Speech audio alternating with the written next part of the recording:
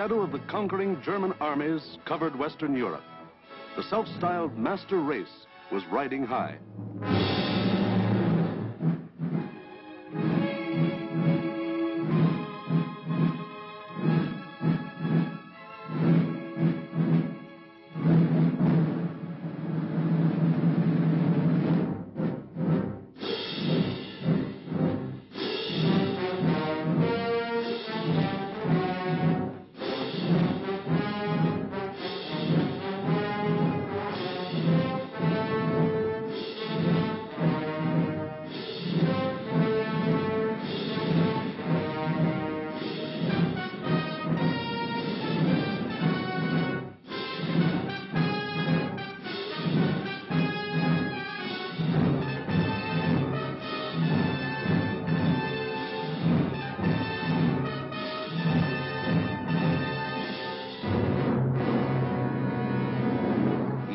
Adolf Hitler stood just as Napoleon had stood more than 100 years before, and looked across the English Channel to the one fighting obstacle that stood between him and world domination.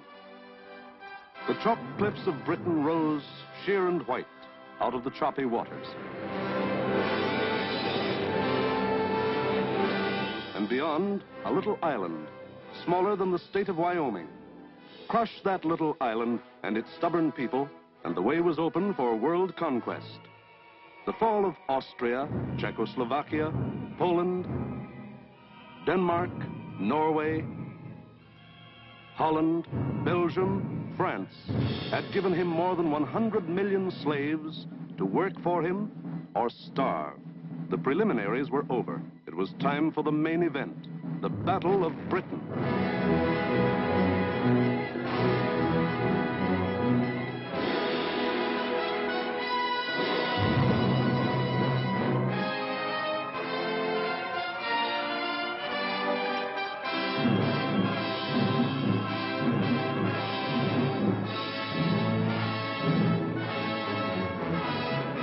Hitler and his generals feverishly drafted their plans for the conquest of Britain. Every detail must be anticipated. A slip now might wreck the whole timetable of world conquest. 6 weeks of final preparation went into those plans. 6 weeks to determine the history of 1,000 years. The thing was foolproof. See for yourselves how simple the whole operation was to be. Look. German plan for invasion of England. Phase 1. Knock out the Royal Air Force and its bases. Get control of the air and the sea lanes across the Channel. Follow the Blitz plan that had wiped out Poland, the Low Countries, and France. Destroy communication and transport lines. Above all, get command of the air. Phase 2. Pulverize the coastline with dive bombers. Drop parachute troops to take over the airfields and establish beachheads.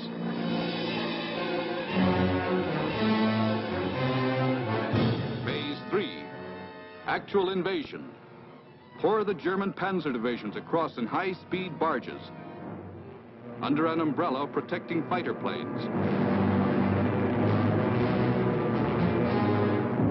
Then send spearheads of armed might to divide, surround, destroy all opposition. That's all there was to it.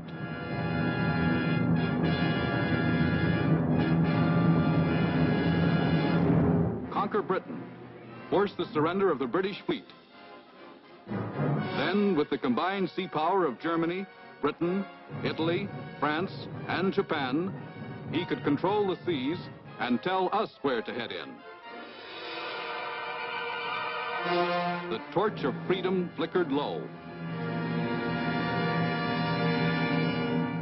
On the Channel invasion coasts, more than 100 fully equipped German divisions were singing the Nazi theme song, "We are sailing against England," as they waited the word from Hitler.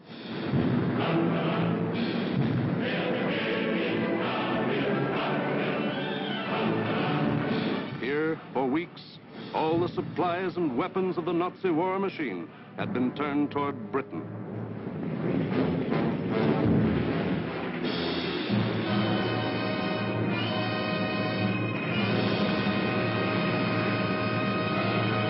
The jaws of the Nazi whale were set to swallow Jonah.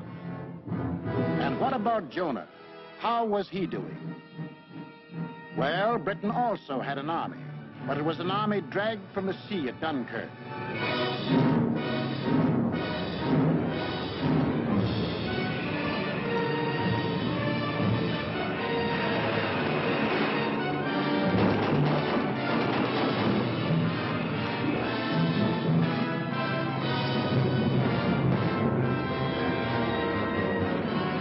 Without weapons. These had been left behind on the roads of France. Tanks, guns, motorized equipment, all abandoned to save the one priceless item, men.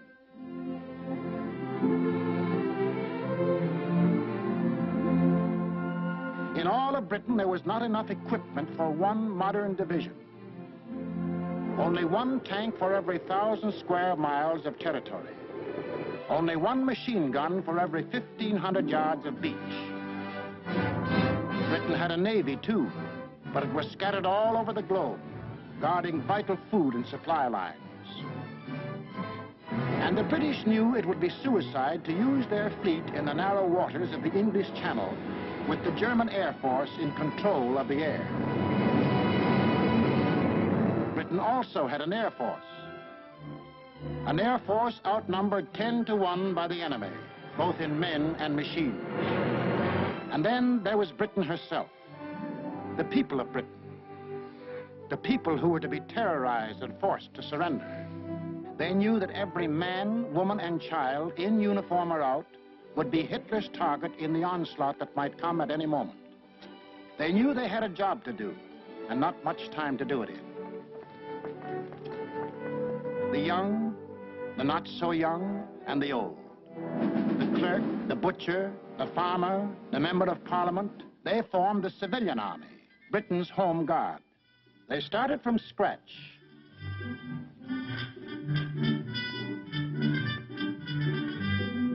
Experience, equipment, supplies, all were scarce. Only one shell to fire at each practice. The women of Britain refused to be left out. We'll enlist too. We'll put up the barrage balloons.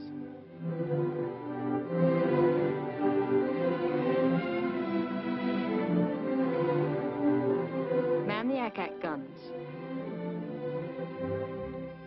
We'll run the railroads and get the trains through on time. Ferry the planes. Carry the dispatches. Drive the ambulances and run the buses. And we'll see that our men are fed and don't go hungry.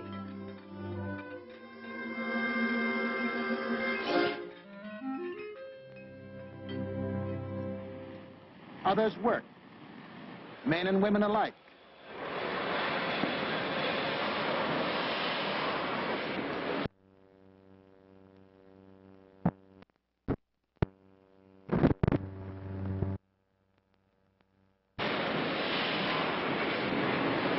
They worked full time, overtime, double time, 40 hours a week, 50, 60, 70. Hours meant nothing. Fatigue meant nothing. Until the government forced them to cut down hours because overfatigue was hurting production.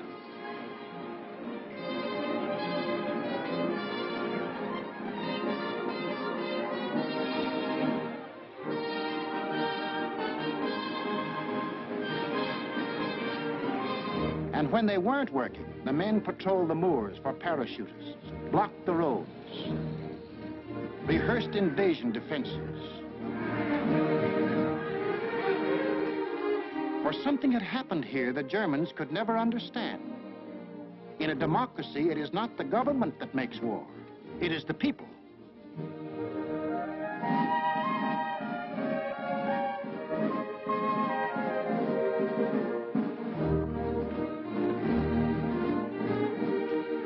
To lead them, the people had chosen Winston Churchill as their prime minister. And he spoke the words in every British heart when he said, "We shall defend our island, whatever the cost may be. We shall fight on beaches, landing grounds, in fields, in streets, and on the hills.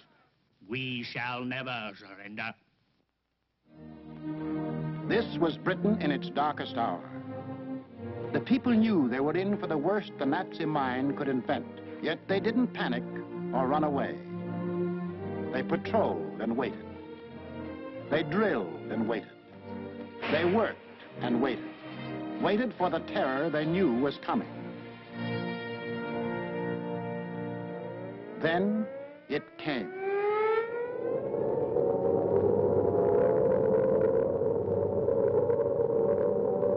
That's the sound that became part of the life of every man, woman, and child in Britain.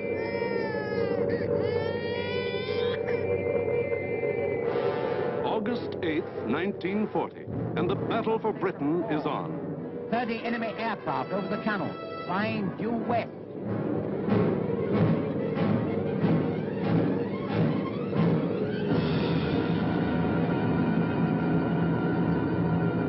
Here comes the Luftwaffe.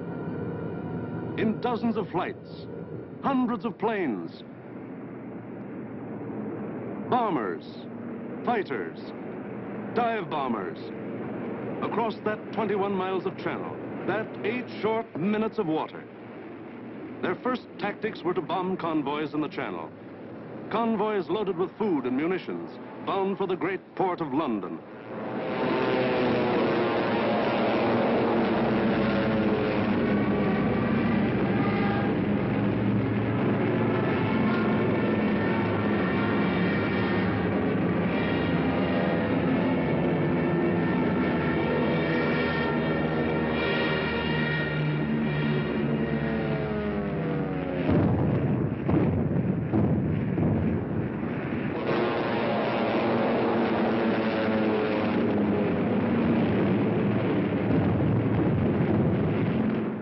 Fighters waited overhead for the defending planes of the Royal Air Force, the RAF, to appear.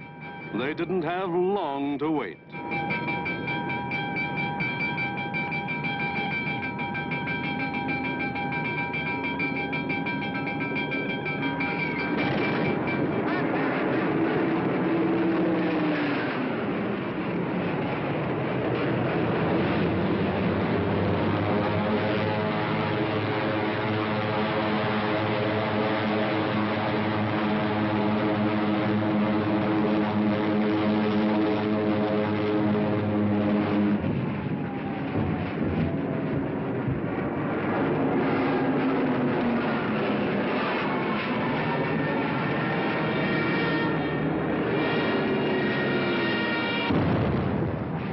RAF came, facing odds of 6, 8, 10 to 1, and dove in, shouting the old hunting cry, "Tally-ho!"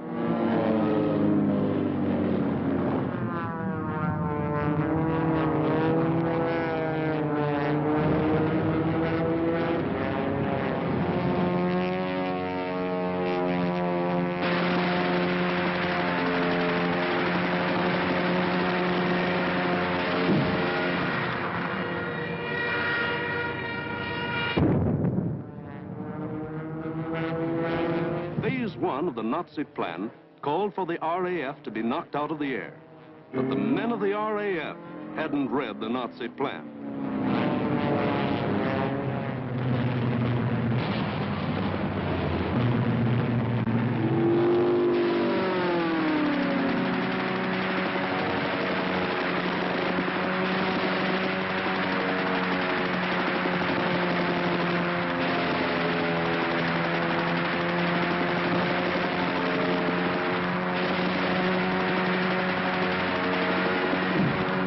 First 4 days, the RAF knocked 182 German planes out of the sky.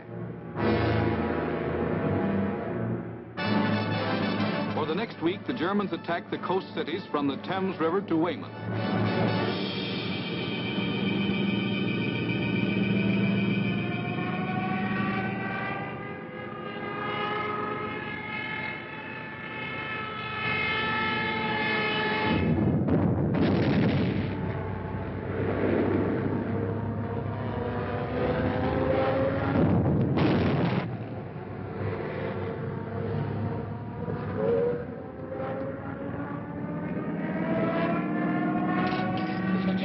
Take cover.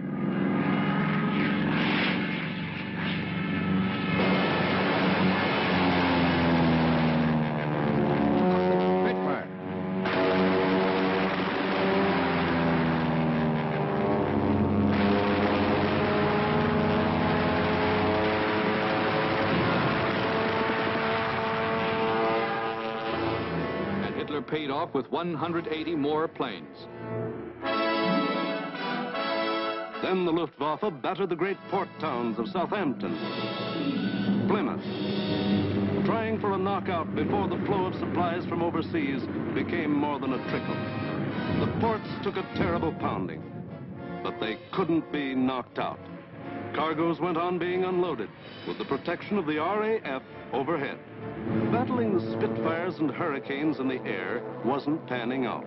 So Goering switched his main attacks to the fighter airfields, Dover, Deal, Hawking.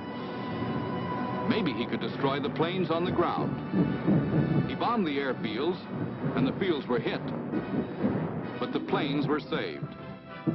For Britain, unlike Poland and the Low Countries, didn't make the mistake of bunching its planes on the runways. The planes of the RAF were scattered and hidden, only a few on any one field, and those in the far corners. The Spitfires still went up to meet the enemy. In the first 10 days of the Battle of Britain, Goering launched 26 major attacks to get command of the air and lost 697 aircraft. The British lost 153, and 60 British pilots bailed out.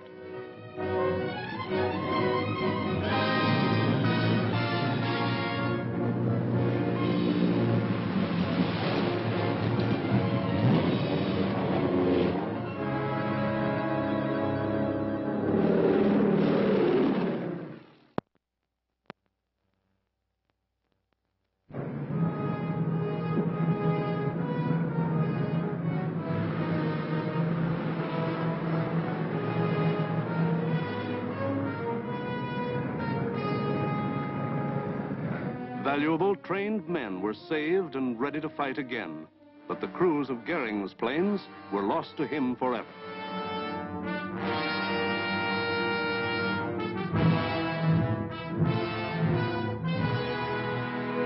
The pace was too hot. Something was going haywire. The Nazis had to call time out. On a 2,000-mile front, from Norway to France, the whole Nazi Blitz program was being stalled because the RAF was still in the air. The shock troops were getting hoarse from singing, "We are sailing against England."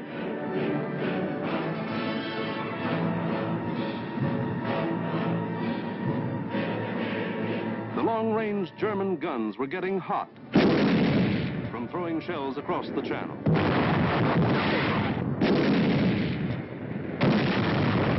In public, Hitler assured the Germans, "Mr. Churchill tells his people that England will win, but I tell you that victory will belong to Germany."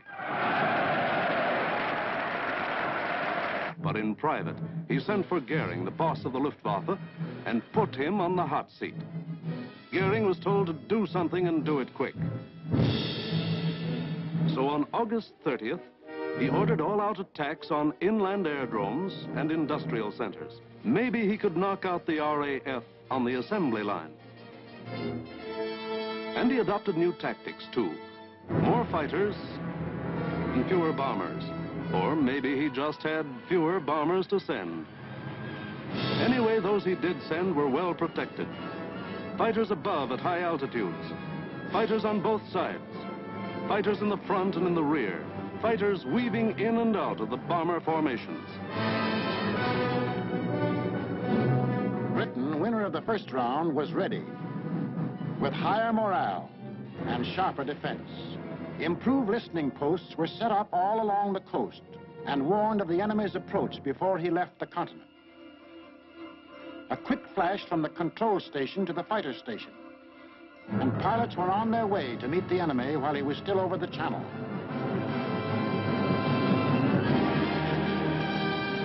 Day after day, out of sight and almost out of sound of the watchers on the cliffs, 4, 5, and 6 miles above, the battles raged over the Dover area. lower area became known as Hell's Corner. By sheer weight of numbers, the enemy again and again broke through the coastal defenses.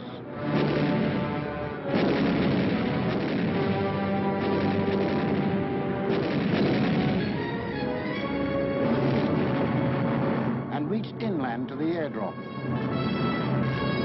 Aircraft plants, munition factories and machine shops.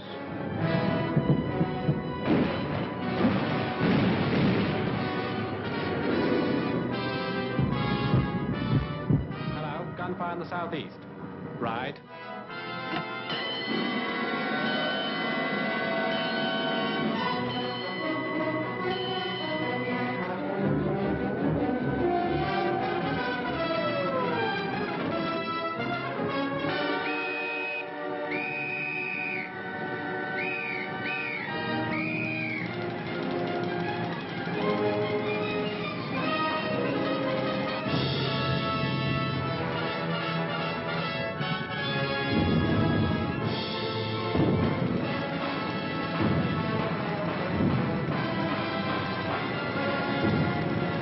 But the workers kept on working.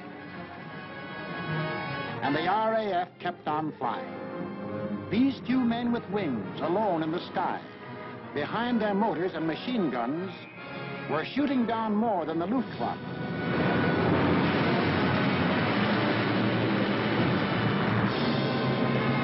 They were smashing the whole Nazi plan of world conquest.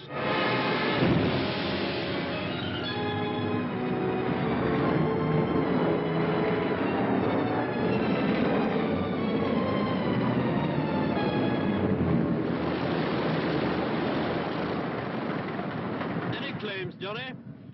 109 destroyed, Freddie, yes. Oh, good show. How'd you get on, sir? I had a wonderful party, thanks. Are you all right? You get any of the batters? Yes, I got a Messerschmitt 109 in the Dornier. Between August 24th and September 5th, 35 major attacks were launched. They cost the Germans 562 planes, while the British lost only 219 planes and saved 132 pilots. Invasion plans were going completely haywire. The Nazis were blind with rage. The German mind has never understood why free people fight on against overwhelming odds. Hitler now knew he was superior in every weapon except the weapon of spirit. So he told Goering, break that spirit, crush the people, crush the spirit of democratic life itself. Invasion now would have to wait. The Nazis would avoid the RAF and smash the great city of London into the rubble heap they had made of Warsaw and Rotterdam. Could London take it? Even the people themselves didn't know the answer. The defenses they trusted in were London's hastily assembled anti-aircraft, the Ack-Ack guns, the balloon barrage which kept the raiders at high altitudes, the Royal Air Force, now down to its last reserves, and the plain, downright guts of the people.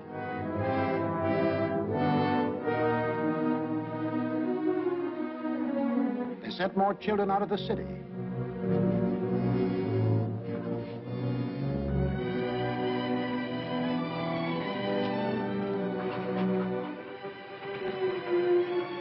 Tightened air raid precautions. Stationed more airplane spotters. Rehearsed firefighters. Moved into bomb shelters.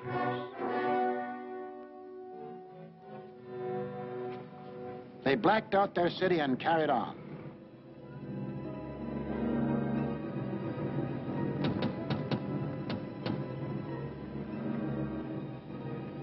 The first blow, aimed to crush the British spirit, came on September 7th.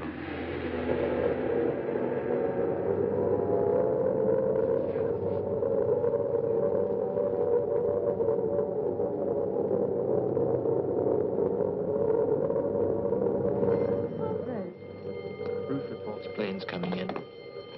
Control room speaking. Customers and staff will now take cover in the basement. Please do not run, but keep moving. Down the stairs, or you can use the escalator.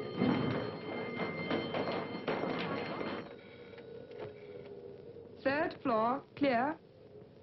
Second floor clear. First floor, clear. That day, when 375 German planes came roaring up the Thames River, the Battle of Britain became the Battle of London. The Germans broke through the charge of Hurricanes and Spitfires that went out to meet them.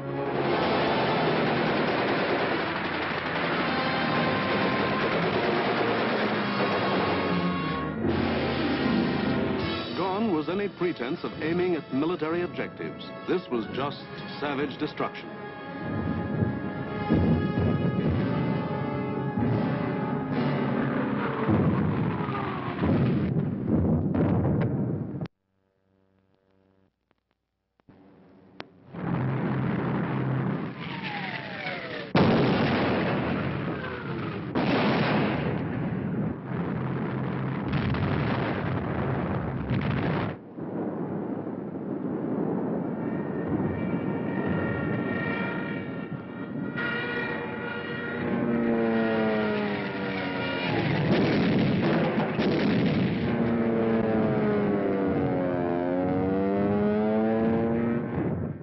Bombs fell alike on the homes of the East End poor and the Mayfair rich, on shops, hospitals, churches. For 28 days, the Nazis were to drop everything in the book on the city of London. Tons upon tons of high explosives, delayed action bombs that exploded days later, torpedoes that sheared away whole buildings. And underneath the war in the air, the war of the man in the street went on.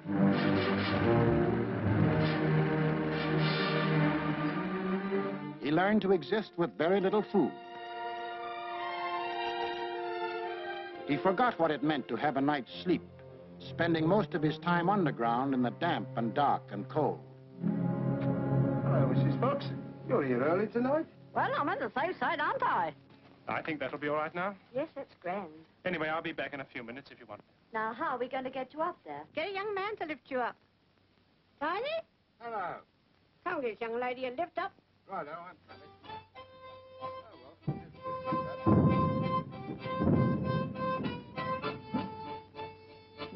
The air raid wardens stayed at their posts. Doctors and nurses worked on steadily as the bombs crashed all around them. Rescue squads labored night and day. Hey, Warden, I found her. Is she dead? Say so. Firemen said, nuts to the bombs and battle to put out fires. This was life in the Blitz. Against all the rules of Nazi warfare, Britain was refusing to crumple up. Across the Channel, the enraged Goering took personal command of the operations.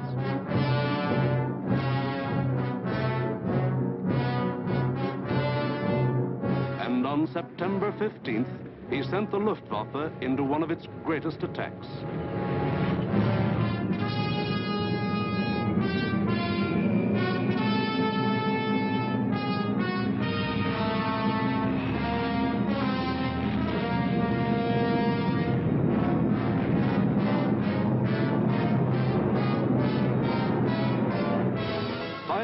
German bombers and Messerschmitt fighters roared over the English coast.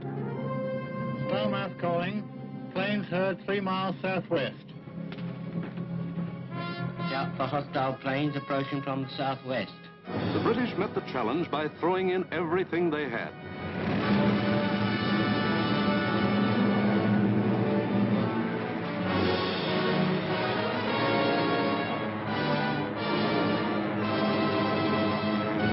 Historic three-dimensional battle took place inside an area 60 miles long, 38 broad, and from 5 to 6 miles high.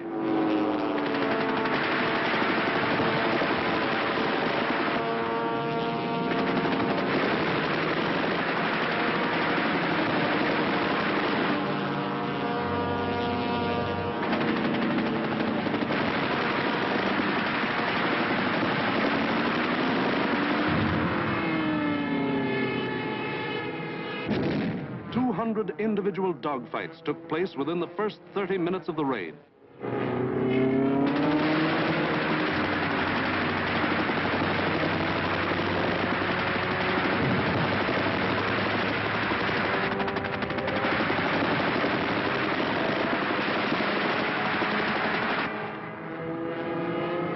Right on our own doorstep.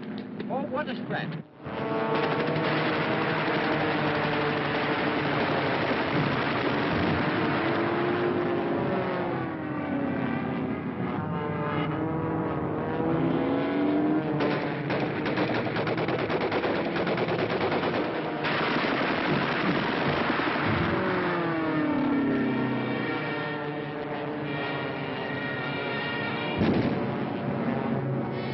Center calling London 1. Thank you, Center. We'll keep a lookout for them. Hostile formation to the south. Some of the German bombers broke through London's defenses.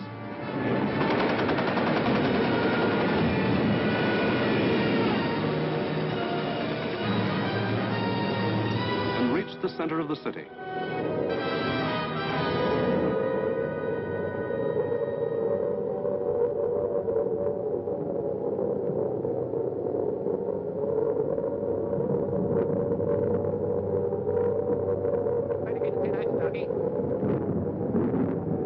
Doggy nets. Oh, the tinettes. Okay.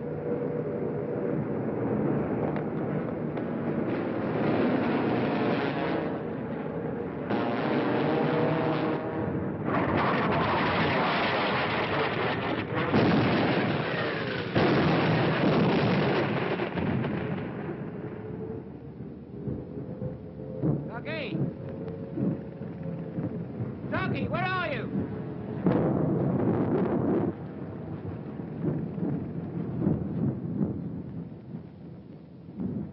Blimey, I thought they'd got you. Who, me? Nah, I had me fingers crossed.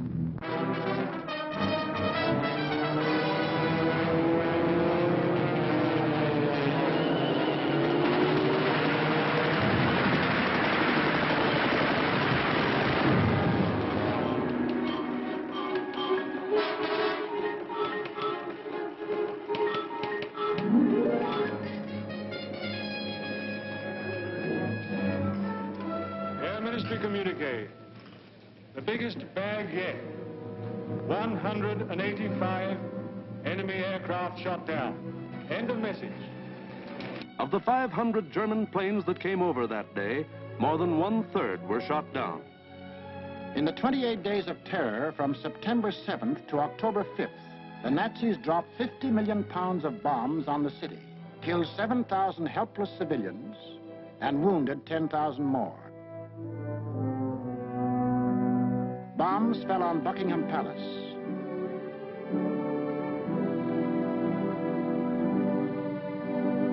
Westminster Abbey, the Houses of Parliament, Fleet Street, the center of the news, St. Paul's Cathedral. Bombs blasting the historic past out of the lives of Englishmen.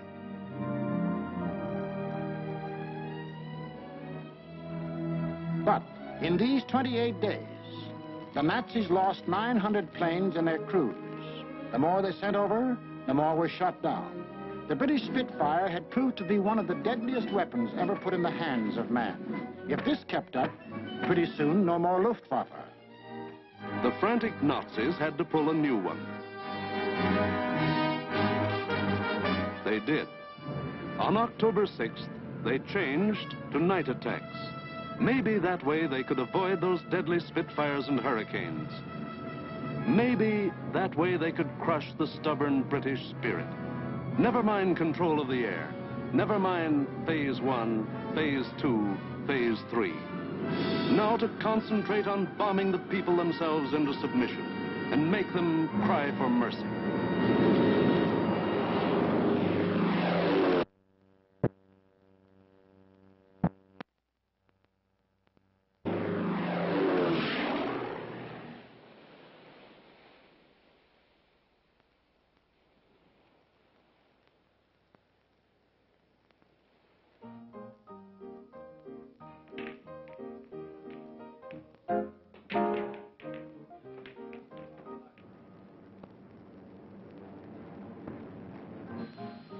hostile raids, sir.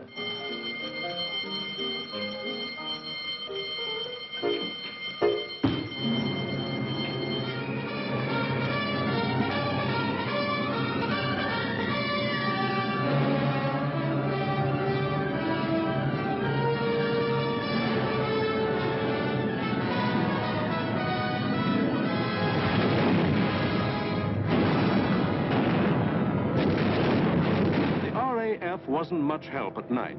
This was just German bombs against British guts.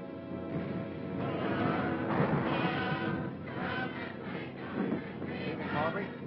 Hello, Jack. Sound happy enough down there tonight, don't they? Yes, they're all right.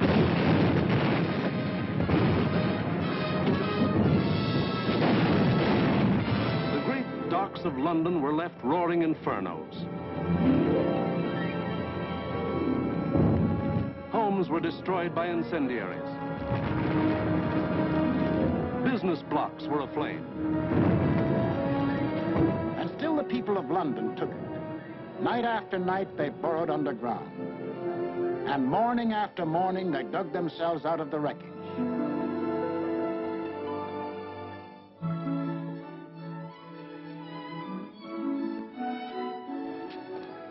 Good morning, Mrs. Fogg. Good morning, Mr. Arne. See you tonight. Righty-o.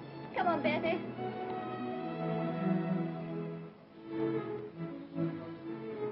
Would you like to sit down? Thanks. Morning, Mr. Arne. Sleep well? Fine, thanks. Wasn't it a quiet night? What about the one that came down about 2? I didn't hear it. Did you? No. Oh, we're getting used to them around here.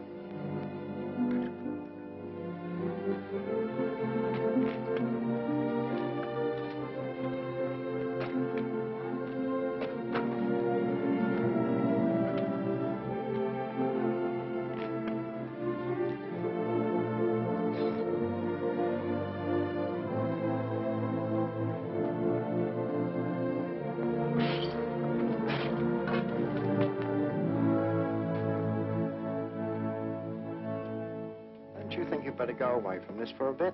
Of course not. It'd take more than this to get me out of my home. Now go on, you've got to get to work. Okay. The Battle of London was the battle of the people of the city. In spite of bombs and fire and death, they got to their desks and workbenches to spend another 10 or 12 hours working, working, working. The British spirit was stronger than ever. And the RAF was flying higher than ever. Not only higher, but farther. Yes, I.O. Operation for tonight. GP 1562, EP 781. 10 aircraft. You'll find, I think, a decent photograph of the submarine yards there. There's a very good one taken the other night, Monty. Was there? A bit further along. That's it. Those are the submarine yards. There. Just there. Yes. Well, chaps, this is your target for tonight. It's the submarine and shipbuilding yards at Bremen. It's a vitally important target, and it's got to be hit hard. In the midst of this life and death struggle, the British found strength not only to defend, but to counterattack with what few bombers they could get together.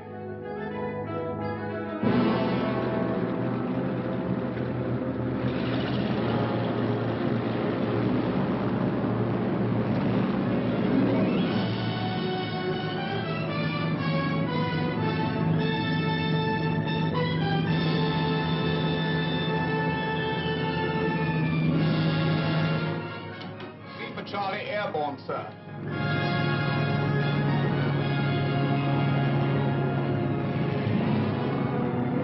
Hello, rear gunner. Can you hear me? I'm okay, Skipper. Hello, operator. Everything okay? Well, it seems to be all here, sir.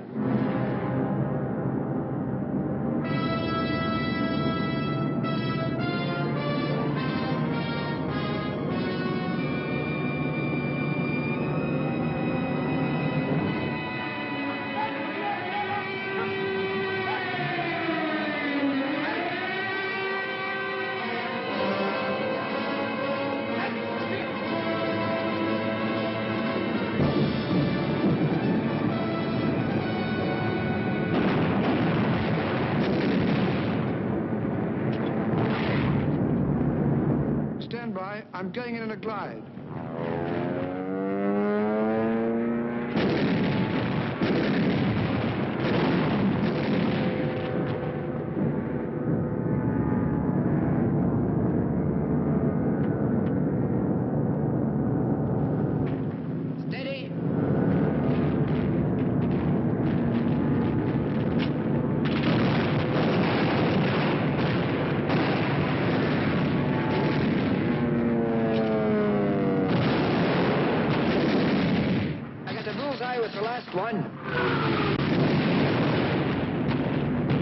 Here was the RAF giving it back.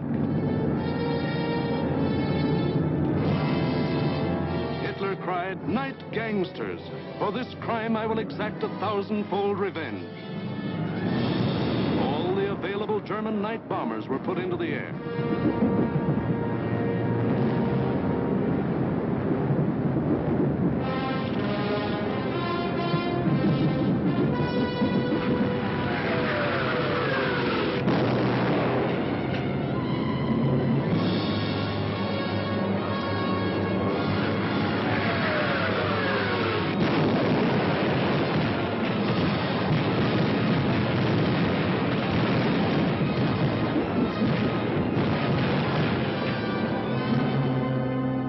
Thousand-fold revenge was Coventry. On the night of November 14th, £1 million of bombs were dropped on the city.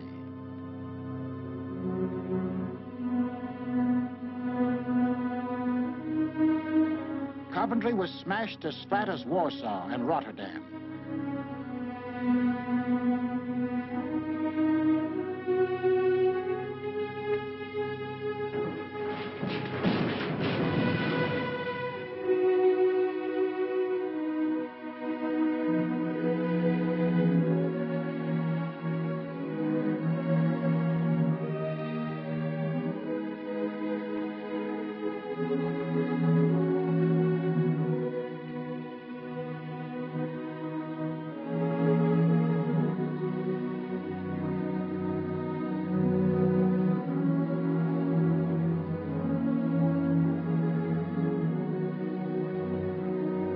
The people of Coventry dug their loved ones out of the blasted ruins, saw them to their last resting place in a common grave.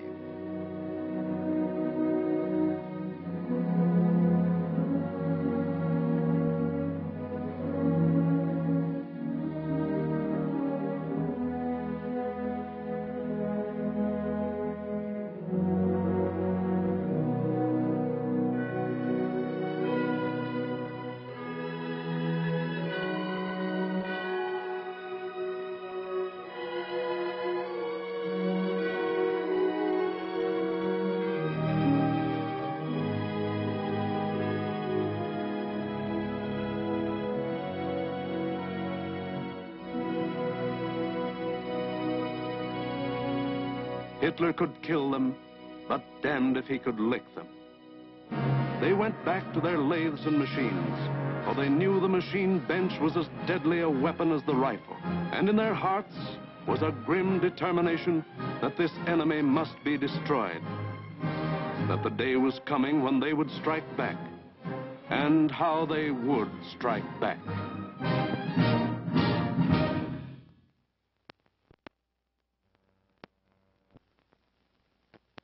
Christmas, 1940.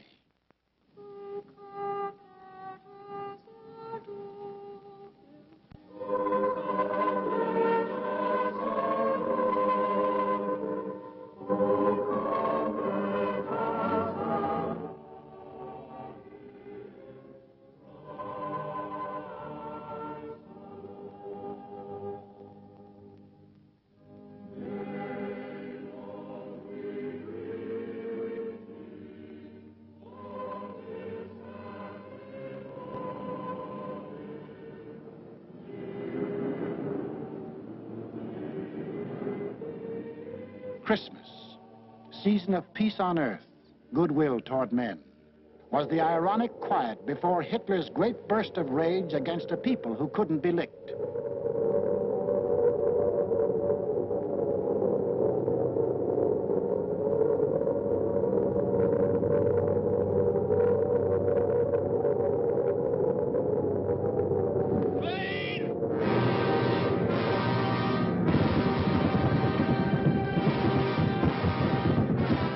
would bomb them into submission.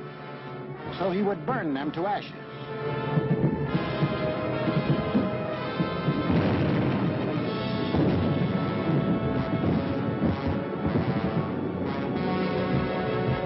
Millions of firebombs rained down on the great city of London.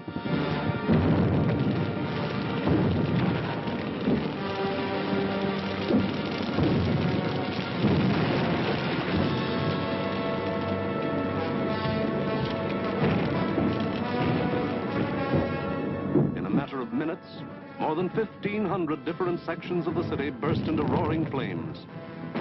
Flames that swiftly merged into the greatest fire in recorded history.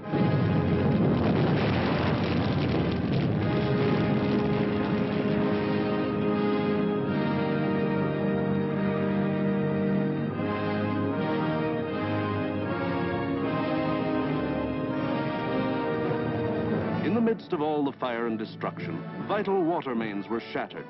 Water pressure was almost entirely cut off.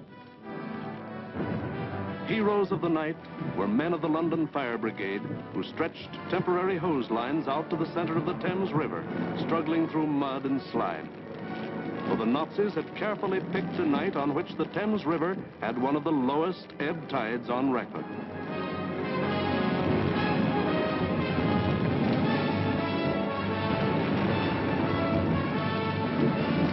And while London burned above them, the people of the city held on. Chin up and thumbs up. They knew this was the people's war, and they were the people.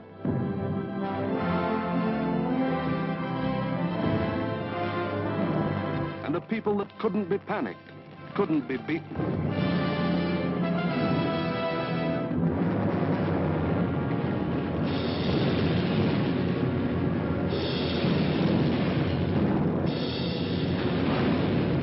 In the months to come, the British were to suffer many such bombings and burnings.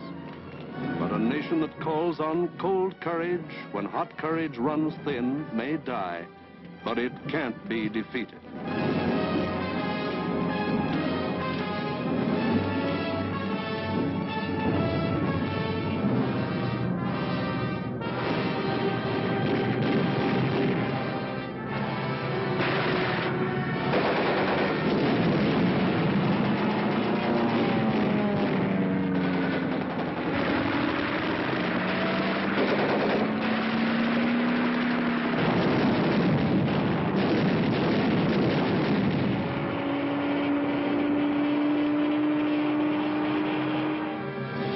The Battle of Britain was won, but not by Hitler.